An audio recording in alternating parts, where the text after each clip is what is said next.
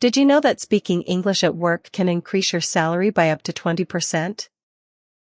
That's a surprising fact, especially when you consider how many non-native English speakers are in the workforce, and the impact it can have on their career advancement. Exactly, and it's not just about the money. Being able to communicate effectively in English can also help you get ahead in your career, which is why we're discussing English for work today.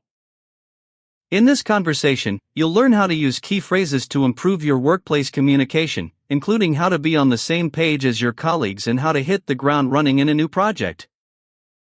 That's right, and most learners get the phrase in the loop completely wrong, but by the end of this conversation, you'll be able to use it confidently, and we'll also explore how to step up your game and take the lead in meetings.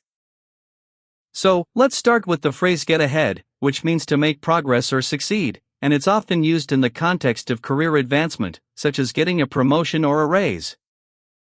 For example, if you want to get ahead in your company, you might need to brush up on your presentation skills, and I've seen many colleagues take extra courses to improve their public speaking.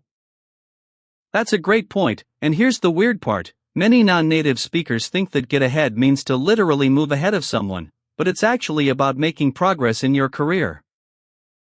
Another important phrase is on the same page, which means to have a shared understanding or agreement with someone, and it's often used in meetings to ensure everyone is on the same track. For instance, if you're working on a team project, you might say, let's make sure we're on the same page before we move forward, and this phrase can help prevent misunderstandings and miscommunications. I've seen teams use this phrase to clarify expectations and goals, and it's especially useful when working with remote teams or cross-functional teams. Now, let's talk about hit the ground running, which means to start something new with a lot of energy and enthusiasm, and it's often used when starting a new project or job. For example, if you're hired for a new role, you might want to hit the ground running by completing all the onboarding tasks and meeting with your new team, and this can help you make a strong first impression. Here's the weird part, some learners think that hit the ground running means to literally run or move quickly, but it's actually about starting something new with enthusiasm and energy. The phrase in the loop is also crucial, which means to be informed or involved in something, and it's often used to ask someone to keep you updated on a project or task.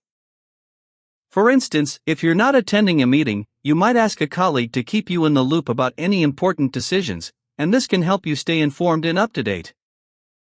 I've seen colleagues use this phrase to request regular updates on a project, and it's especially useful when working on complex or time-sensitive projects. Now, let's discuss step up, which means to increase or improve something, and it's often used to encourage someone to take more responsibility or action. For example, if you're leading a team, you might ask a team member to step up their efforts to meet a deadline, and this can help drive results and achieve goals. Here's the weird part, some learners think that step up means to literally move up or climb something, but it's actually about increasing or improving something. The phrase take the lead is also important, which means to take charge or responsibility for something, and it's often used to encourage someone to take initiative or lead a team. For instance, if you're working on a team project, you might ask someone to take the lead on a specific task, and this can help distribute workload and increase productivity.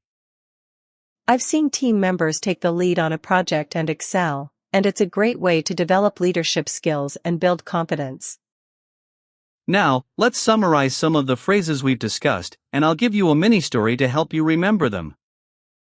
Okay, so imagine you're starting a new job and you want to get ahead, so you brush up on your skills and hit the ground running, and then you make sure you're on the same page with your team, and you ask to be kept in the loop about important projects.